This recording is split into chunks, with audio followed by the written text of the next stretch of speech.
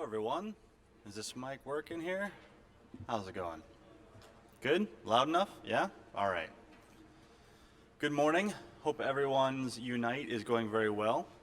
Today we're going to be talking about converting a game or project to DOTS, the Data-Oriented Technology Stack. My name is Mike Geig. I'm an evangelist at Unity Technologies.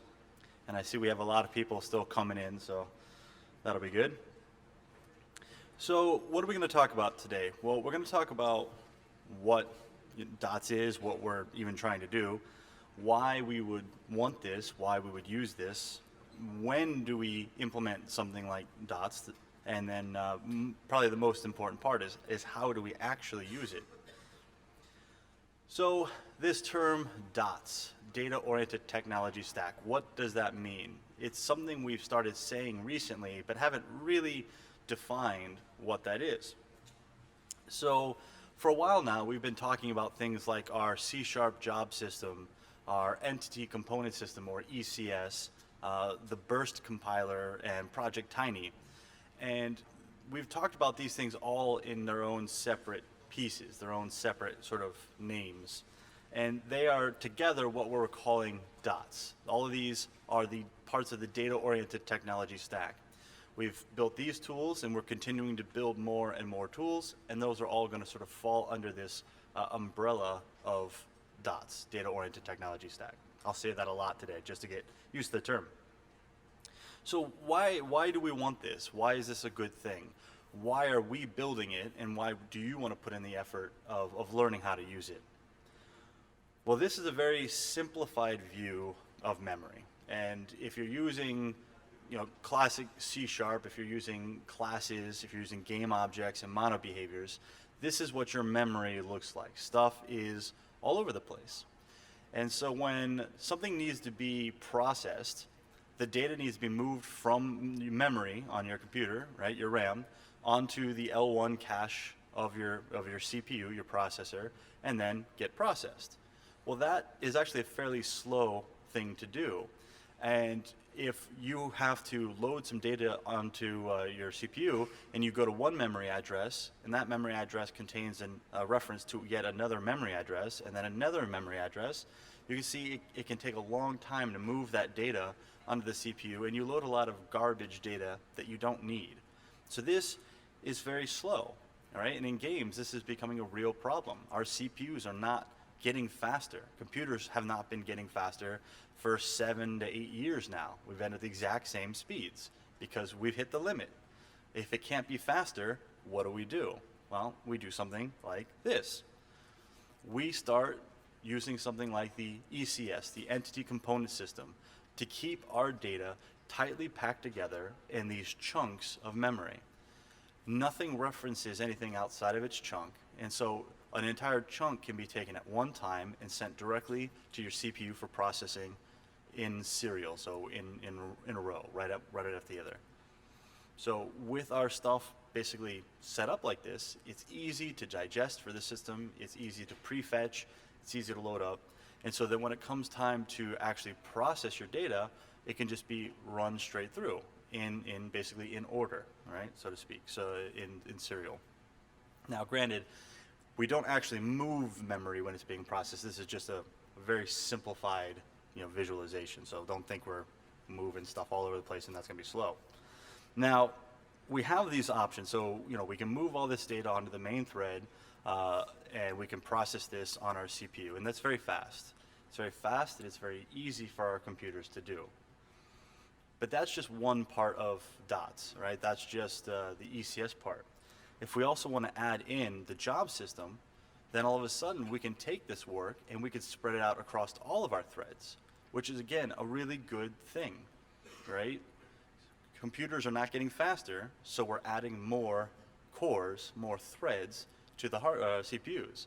Well, if you're not utilizing multi-threaded code, then it's wasted, right? And most games, I think somewhere around 85 to 86% of all games that come out only use one thread of your CPU, and the rest of them are wasted. So why not take advantage of that?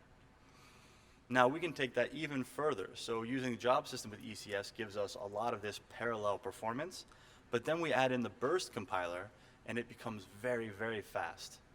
Now the burst compiler is sort of like magic, really. The burst compiler is a special technology we've created that treats every platform and every CPU special. So instead of just passing commands to a CPU to be processed, it realizes what kind of computer you have, what kind of processor you have, what kind of platform you're on, and it customizes those commands to really take advantage of the hardware architecture that that particular CPU uses. And that makes things very, very fast. Okay, so that's the why. And we're going to go beyond PowerPoint. We're going to get in the editor and see a real project, so don't worry about that. So let's talk about when. When would you use this? So raise your hand if you've tried to use ECS or Job System or anything from DOTS. Has anyone tried to use it? Raise your hand. Really? Okay. Very few. Fantastic. Was it easy? You're nodding your head. It was not. You liar. It's not difficult. It's different. All right. It's not complex. It's just a very different way of thinking about things, which leads to the challenge. Leads to people thinking, "Oh, this is really hard to use." Sorry, I didn't mean to pick on you there, but so it's important to understand that DOTS does not support everything yet. Not all of Unity works with it yet. It's brand new, and it's still in development. So when I say, when would you use this, you may think, well, if it's so fast and it's so great, why wouldn't I always use this? And hopefully someday we get there. But we need to be very realistic about this. So right now, I recommend anyway, that we use DOTS in projects to solve specific problems. If your game is not facing a technical challenge, don't use it. But if your game is, then use it to bypass that challenge, right? So if I have a very simple game and I don't have any technical bottlenecks, I'm not worried about my battery or anything, then the value that DOTS provides is minimal. However, if I'm building a game and I have a complex operation that is slowing my whole game down, I would use DOTS to fix that, right? It's about understanding really where you want to apply it for now until this becomes a fully realized release solution, and we have all these workflows in place. Basically, I also recommend only incrementally applying it. Don't take an existing project that you have that's using game objects and mono behaviors and try to convert the entire thing to DOTS. It's just going to lead to a lot of headaches and a lot of confusion as we learn, or as you learn the new ways of doing things, because it is, again, very different. You also should have a very solid understanding of the roadmap. For instance, if you have a game, then you're using animation, like Unity's built-in animation, right? You can't convert all of it to DOTS because DOTS doesn't have animation yet. It's not built, it doesn't exist yet. It will eventually, but until then, you can't use DOTS for that part, right? And we'll take a look at some of that stuff, all right? So it's important to understand what DOTS can do and cannot do right now, and where we're going with it, and what your specific need is, all right? So basically, you need to think logically and make sure the data is at the center of your decisions. Now, this joke is funny in English because that guy's name is Data. Yeah, in Korean it's not funny at all, but that's fine. I'm okay with that. Okay. So, the most important part is how. How do we actually do this? So let's take a look at some real code, again in PowerPoint, then we'll move into the editor, I promise. So let's say we've decided that we are going to convert our game to DOTS, all right? And we start by analyzing the data, right? DOTS and ECS and these things, they're all very data-driven approaches. The data is the most important part. And so here I have three actual mono behaviors. One's for my player that moves the player around. One is for my enemy that moves the enemy around. And one is for my projectile or my bullet. And I need to analyze, well, how would I convert these mono behaviors to data components for the ECS? Well, it becomes pretty easy to see that we have three separate types with three separate sets of data. And so we can very easily see that we'd create 3 separate data components, right? That's pretty straightforward. That's pretty, would you agree? Yeah, he agrees? You're going to regret agreeing in a moment. No. So this is a very understandable way of thinking about this. We have a set of data that represents a player, a set of data that represents a bullet, and a set of data that represents an enemy. Right, makes sense. That's how we structure our data. It's also completely wrong. And that is where this starts to break down and where people start going, oh, wait a minute, that doesn't make any sense. How else could you possibly structure this data? Because here we can clearly see, these things need different things. But you need to start thinking about this smaller, more what we'd call atomic, granular, right? We have a lot of redundant data here, a lot of repeated data. So instead of this, we need this, where we have 3 data components here that are easily seeable, one for some movement speed, and that's the only thing in it. One component that's speed, and that's all it contains. And that component can be given to players and enemies and bullets. One component, health or time or whatever, some energy value, some life value. Again, just one floating point value that can be given to players and enemies and bullets. And DOTS doesn't have rigid bodies, but I'm just kind of showing that, so we can ignore that. And there's an important reason for this. We need to stop thinking about players as players and enemies as enemies and bullets as bullets. That's all in our head. We invent that. It's only just data that describes things. And so when I'm processing this data, let's say I need to move something forward. Well, the only thing I need to move something forward is where it is now, which direction it's facing, and how fast it's moving. Those 3 pieces of data. Why would I create a data component that had a camera and a rigid body and an animator and health in it? Because I'd have to move all that data onto the CPU as well to process it. And that's waste. I don't need that data. So I break my data down into very small bits. You should only ever process just the data you need and nothing more than that. All right? So let's look at a different example here. So let's look at some functionality. This is an update method for both the enemy and the projectile. And so what this is responsible for doing is it's responsible for moving a bullet forward, and for the enemy, making the enemy face the player and move forward. Now, unlike the previous example where we were looking at data, and here we're looking at logic. And here we can actually see that these are 2 separate processes. A bullet just moves forward. That's all it does. And an enemy needs to actually navigate, needs to turn, needs to face the player, and then move to attack the player. So you can see that these are 2 separate systems logically, right? The bullet just moves forward, enemy turns, and then chases the player.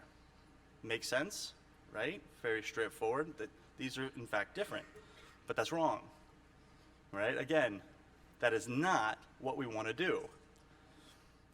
We want to look for redundancies, repetition, right? We need to stop thinking about the enemy moving forward and the bullet moving forward as if they were separate things. If one thing moves forward and another thing moves forward, they move forward the exact same way mathematically. It doesn't matter what they are. We do have 2 systems here. These are the 2 systems. One system is the move forward system, not the move bullet forward system or move enemy forward system, move forward system. The other system is the turn system. What does it turn? Who cares? Does it turn bullets? Does it turn enemies? Does it turn players? Doesn't matter. It finds data and it turns it. That's it. That's what it does. All right? We look again for redundancy and granularity because maybe you'll want eventually bullets that turn as well. Why not? So these are basically the same thing, just without us thinking about individual types, right? Because we want to get away from thinking about that. All right, so here's one last one. This is the collision. This is how an enemy collides, and this is how a player collides. And we can see that obviously they're very similar, right? So both say, hey, did I collide with this correct thing, the thing that I'm looking for? if I did, I'm going to reduce my health down, right? And if my health hits 0, I will be destroyed, or something will happen, right? So either I'll play an animation or some particle effect or something like that. So it can be easy to think of this as one system for both of these, because they're basically the same thing. And it kind of is, but it kind of isn't. Because we don't want to make our collision system and our destruction system the same system. Because things may need to be destroyed other ways. Maybe something dies because it runs out of time. Maybe something dies because some other thing. Maybe collision doesn't result in your health becoming 0 and your character dying or something like that. So we have two systems. One system detects the collision, right, and says, okay, you've collided, so let's reduce your health or something like that. And then another system will run at the end of the frame and say, all right, find everything with health that's dead and I will destroy it for you. And that way, all of that process of removing dead things without health or whatever, happens all at once at the end of the frame. You can even have your CPU do it while it's rendering, right? So while the main thread is busy drawing to the monitor, your other threads can be busy destroying things you don't need anymore, and you'll see no actual gameplay impact, right? So again, by breaking those up, we have a lot more control. Okay, so as promised, let's look at an actual project here. So there we go, change my display. I usually forget, today I remembered. So here I have a project, and in this project, I can run around and I can shoot. I'm shooting game object bullets, right? You can see because it says game object here in the, or it says, or appears here in the hierarchy. Entities for the moment do not. I'm also shooting way too fast. Here, let me slow that down. There we go. So I'll shoot a bullet 10 times a second, 10 bullets a second. So my game does not have any technical hurdles right now. I have no reason to implement dots at all. Game runs fine. Runs fine on mobile. The end of the talk. We can all go home, right? So this is fine. And I do want to stress that at this point, I wouldn't implement dots. I don't need it. But let's impose a hurdle, all right? So let's say that it has been requested that we add a feature where the player can shoot many bullets at the same time. Now let's ignore the fact that there are way more efficient ways of doing this, and let's pretend like we have to do this in a purely let's instantiate bullets. I understand that's not realistic. This is just an example. So let's say that we want to use spread shot. So I got this little checkbox here, spread shot. This is going to create a grid of 20 bullets by 20 bullets, so 400 bullets all at once. So I'll hit play. And I have now imposed a technical hurdle. Okay, so let's see if we can't bypass this problem. So what I want to do is I'm going to use dots. Now, this project is using the newest version of dots, Preview 30, I believe. And so we've added a lot of really cool stuff. For those of you who saw the keynote, and I was talking about the conversion stuff used in Megacity, how we can convert game objects to entities and back and stuff, those features are now out, and they're really powerful. So I don't really need to create anything special. I will point out that already in this project, just to save some time, I've already created some data scripts, like I had mentioned before, having a health component and having a move speed component. And we could take a look at those. Their code is actually very basic. It's just move speed is a struct with a single value, health is a struct with a single value. Some of these don't even have values in them. We'll talk about that. But so some of that just already exists here. And I'm going to go to my prefabs folder, and I'm going to click on my bullet prefab. And if I look at my bullet prefab, I'm going to see that it has a transform, a capsule collider, rigid body.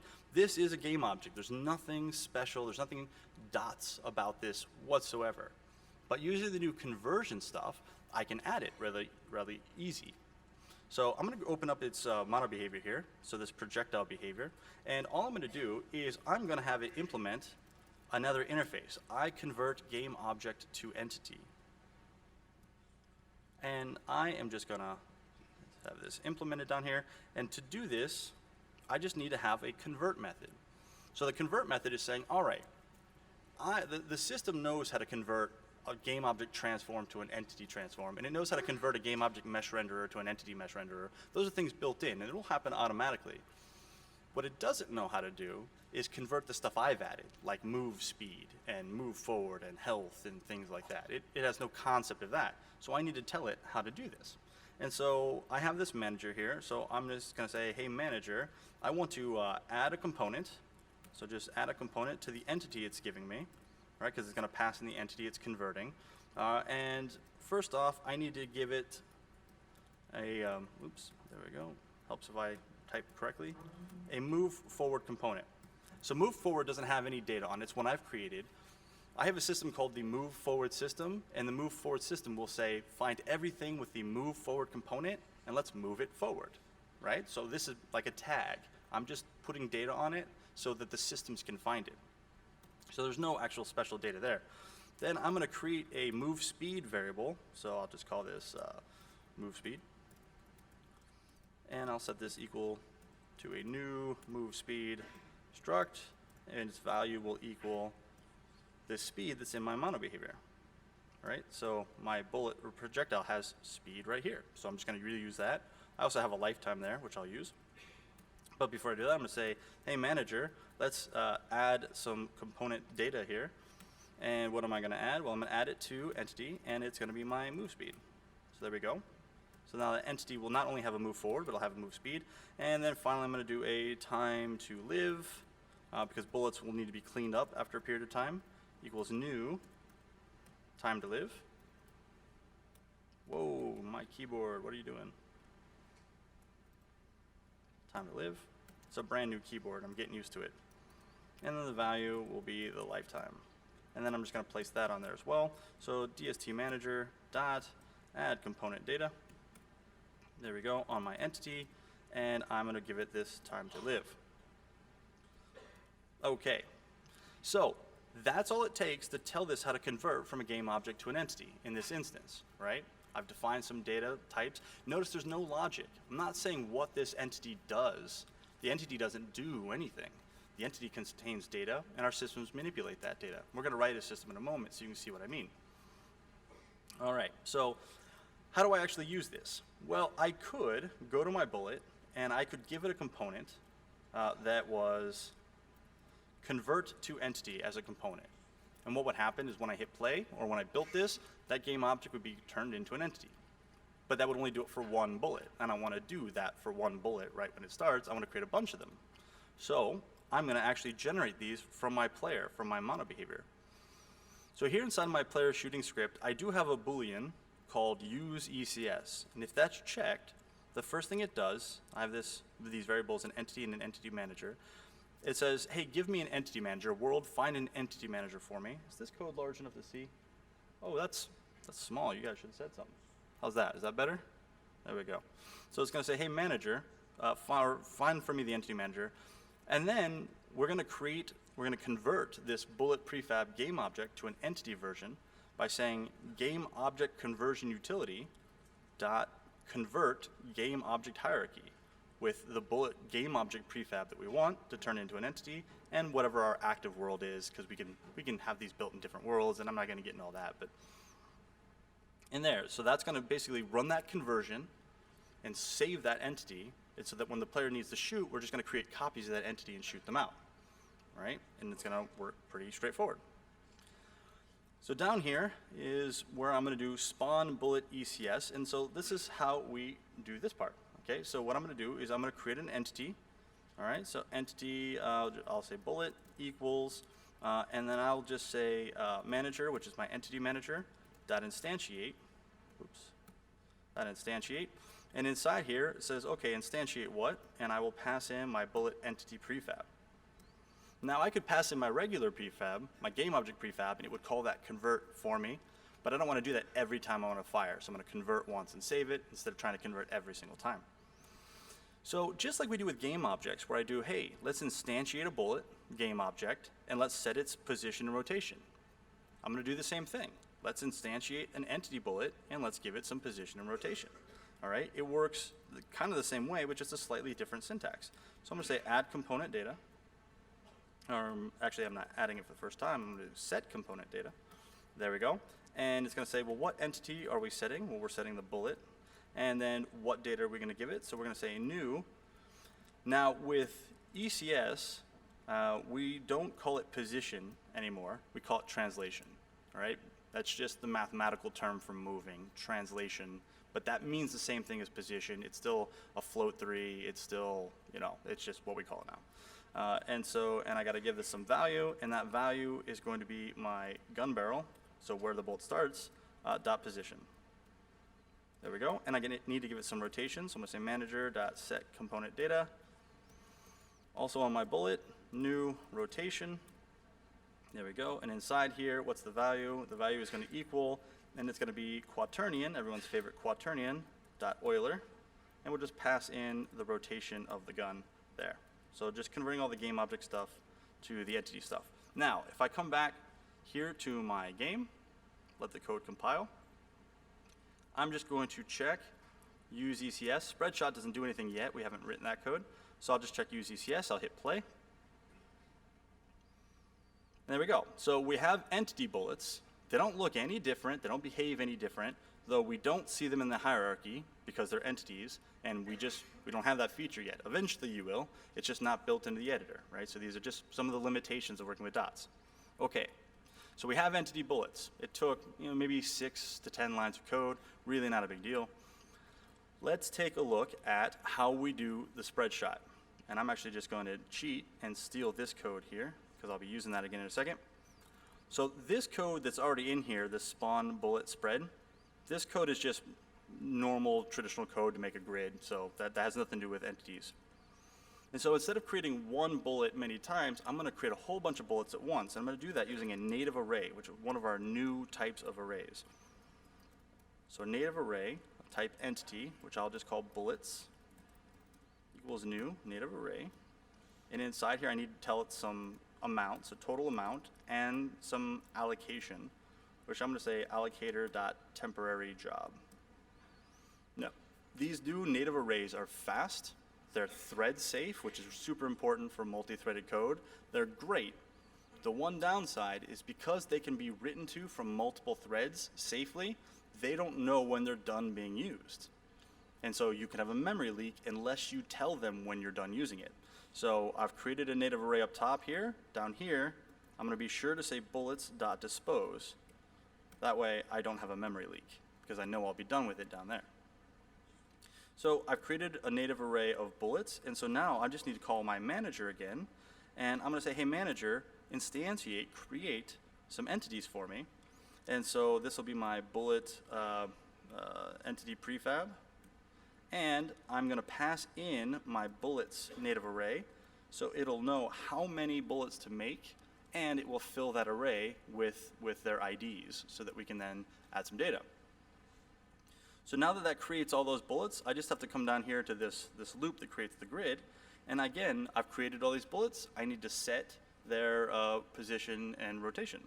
So instead of bullet, it'll be bullets subindex, just like that. And bullets index. And instead of rotation, I've created a temporary rotation because I need to spread these out. So they're going to have slightly different rotations. So there we go. Just slightly different code. Let's see what we've got. Do you think we fixed our problem? It'd be kind of boring if we didn't. Let's see. All right, so we're going to use Spreadshot. I'll hit play. Okay. No, that's nothing. Just wait. Okay. So that was 400 bullets, 100 times a second. Let's do 100 times a second. Well, that's 1,000 times. We could do 1,000. Let's do 100 times a second. Let's try that.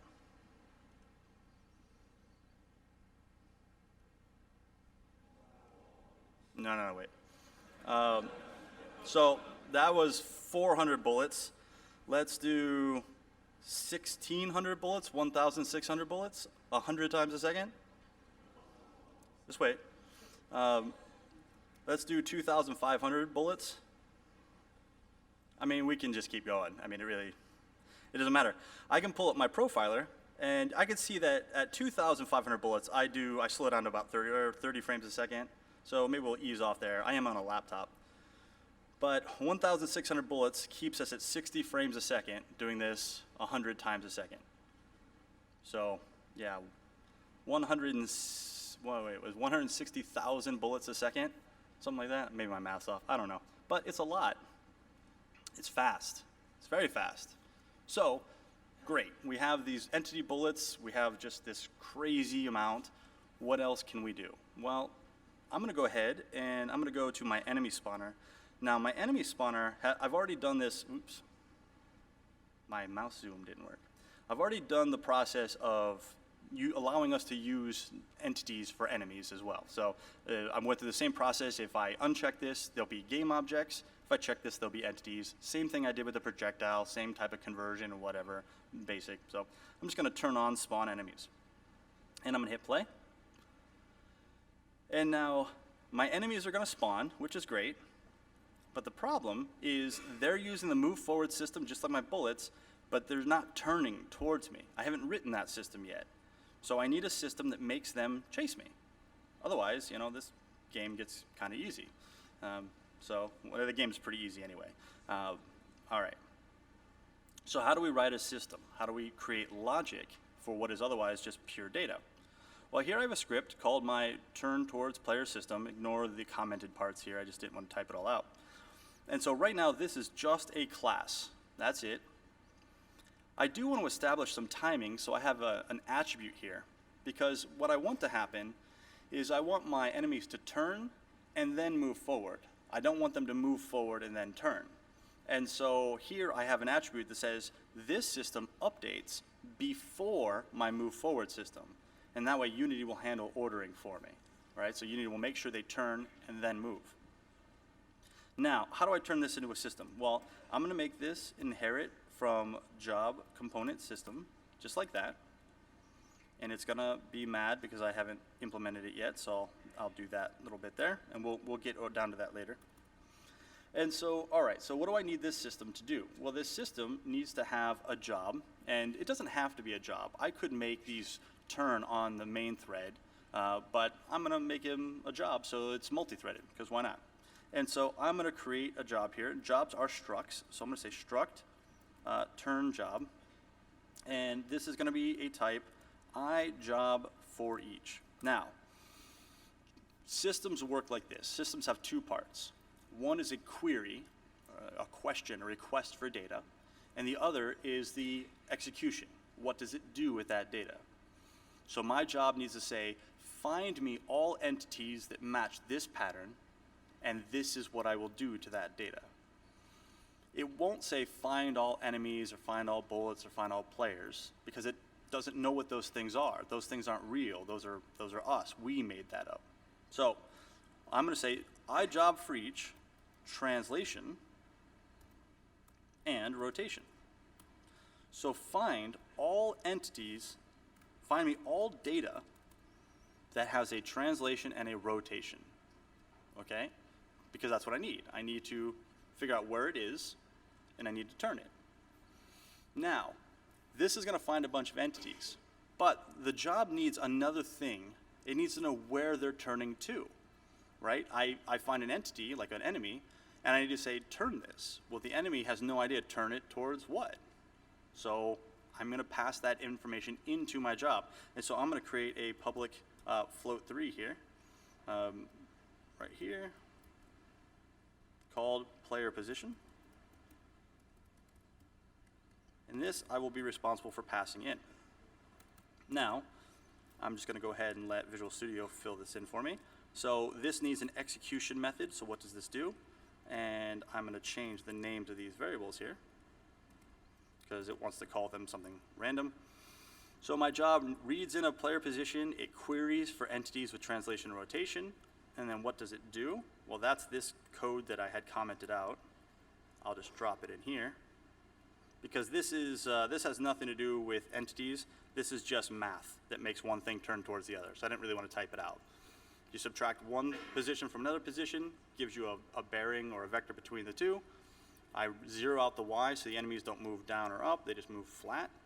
And then I just rotate them. And I see here that I've used the wrong variable name. There we go. So that's basic. So basically this job, find all entities with this data. During execution, it says, all right, let's calculate which way they should face and make them face that direction. Easy, right? That's just the math there. So that's my job, and now all I have to do is schedule my job, tell my job to run, right? So these are individual jobs. I can create a whole bunch of them and schedule them for a whole bunch of different things, whatever. So I'm gonna come down here to my job handle, or my onUpdate, which gives me back a job handle. The first thing I'm gonna say is if settings is player dead. Settings is a singleton class I have in here. It's not really necessary, but basically I don't want my enemies to try to turn towards my player if my player's dead. So I have basically a singleton that says, is the player still alive? If it is, then this system will run. If the player's dead, this system doesn't run anymore. The system just leaves. Now, okay, so assuming the player is still alive, I need to create a new job. So var, I'll just call it job, easy, equals new turn job. And inside here, I just need to tell it what data it needs. So the turn job needs to know the player's position. And so I'm gonna pass in my settings, my singleton has that. So settings dot player position. So this is kind of one of those interesting ways in which game objects and entities are kind of working together. Because the entities don't know where the player is, and jobs aren't run on the main thread, so I can't just call my singleton from inside the job. So I need to get that information and pass it in the job so the job can process it, right? So I'm just saying, hey, where's the player game object? Give me its position, pass it in, make all my entities face that. The only thing left to do is schedule it. So I'm gonna say job.schedule. And what am I gonna schedule? Well, I'm scheduling it in the context of this with these input dependencies. Those input dependencies are how it determines the order. Scheduling a job returns back a handle, and I'm required to return a handle for this method. So there we go, we've written a system. It seems complex, I get that. It's a lot because you're thinking, all I really needed to do was turn it. What's all this other stuff? And you're absolutely correct. It seems unnecessary. But the cool thing is this, I never have to write this code ever again because the way something turns towards a position is mathematically the same every time. Nothing will ever turn to face something differently than just turning to face something, right? Maybe I would put in here like how slowly does it turn or whatever to make it happen over time, but that's just one change. I could create a very robust system and then literally never write it again because no other system should have turning in it, because why would it? I already have a system for that, and I want to create things and make them as small as possible. So let's go back to Unity. Now, this doesn't quite work. I'm letting you know right now. All right, and if anyone's sensitive to light, maybe look away. I'll show you what I mean in a moment. So I'm gonna hit play, and my enemies do chase me now. So that works. But so do my bullets. Because I said find everything with translation and rotation. All right? That is something that really frustrates people when they get started because they didn't think about that. Though the truth is really that if I just do this, I have a coat of bullets and I'm unkillable. So, like I said, I hope no one's sensitive to light. Yeah. So I don't know if that's a bug or a feature, but you basically become unkillable. But let's fix this. Now, I mentioned earlier these components, these data components. And if I look at, say, health component is a struct of type iComponentData that has some value, right? Just what is your health? It doesn't need more data than that, just what is your health? We have some, like this enemy tag, that has no data at all. It is merely a data component type, but it contains nothing because it doesn't need to. Are you an enemy? Yes or no? If this exists on you, you are what I classify as an enemy. Easy, right? And so no data is required. Now, I'm kind of contradicting myself here because I said before that it shouldn't be a turn towards player, system, right? It should just be a turn towards something system. Player is irrelevant. There's no such thing as a player. And this really shouldn't be an enemy tag to say, okay, this turns. This should really be a this thing turns tag, turns towards something tag, whatever. Because we really don't want to be thinking of enemies and bullets and players. We want to be thinking of this thing turns, this thing dies, this thing moves, doesn't matter what it is, right? Generically. But in this case, it's just an example, so I went with enemy tag. So here in my code, I could extend my query to say that it has to have translation, rotation, and enemy tag. That works completely. However, I don't really have a reason to query for that entity tag data because it doesn't contain any data. I don't need it to be returned to me so that I can do something to it because there's nothing to do to it. There's nothing in it. So instead, it's more efficient to use an attribute. So I'm going to say here, I'm going to say requires component tag type of enemy tag. So that's not a part of the query. So now it's fine. It says find me anything with position or translation and rotation that also happens to have that data on it. I don't need it, but it has to have it. Also, I want this to run with the burst compiler. And that's, again, very easy to do. All I need to do is say burst compile. That's it. If I put burst compiler on there, it runs with the burst compiler, and I get about 60% faster. Well, no, it's not 60%, 6,000%, like 60x, 60 times faster. Much faster. I don't know, math, whatever. Okay, so I'm going to come back here, and now we finally solved our problem. And so the enemies will chase us, but our bullets will not. Now, here's a quick note about this. So I talked about solving problems, right? Bypassing technical hurdles. You don't have to, necessarily. So there's no reason I can't set this back to the way my game was using entities and say, okay, I have enemies and I'm shooting them just single bullets at a time, single enemies at a time. I don't need that extreme performance. I don't, right? Perhaps this is a mobile game, a game for a phone. I don't want to do 20,000 bullets in a million enemies. I want better battery life. I want better CPU consumption. I want less heat. I just want it to run better. Well, so then I'm not going to go extreme with it. I'm just going to use dots for that pure performance gain. Because this now runs like 200 frames a second, you know, with the same gameplay and stuff like that for just a little bit of extra work. And honestly, it was just a little bit of extra work to make this run much, much more smoothly. So I don't have to be extreme with it, but I'm going to be extreme with it. And so here's what I'm going to do. Let's say, I don't know, do we want to do 1,600 bullets? Let's be moderate and do 900 bullets. We'll go to my enemy spawner, and instead of spawning one enemy every 1 second, let's spawn 78 3 times a second. I don't know, that seems reasonable. And I'll go to my profiler, and let's hit play. Now, this is not even optimized. Let me pause and say, each bullet is going to check for collision against each enemy because I wrote very unoptimized code on purpose. This is the worst possible way you can do collision detection, and I did it just to prove how fast it is. All right, so if you end up looking at this code, don't think to yourself, he's an idiot, this code is terrible. I know, it's purposely bad. I'm letting you know right now. But let's look at our frame rate here. So that's a lot of enemies. Okay, and so that was about 80 frames a second. I dipped down to 80 frames a second. Again, each bullet is checking collision with each entity and destroying it and all that fun stuff. And okay, and so yeah, I can't actually let them get any closer or else I'll die.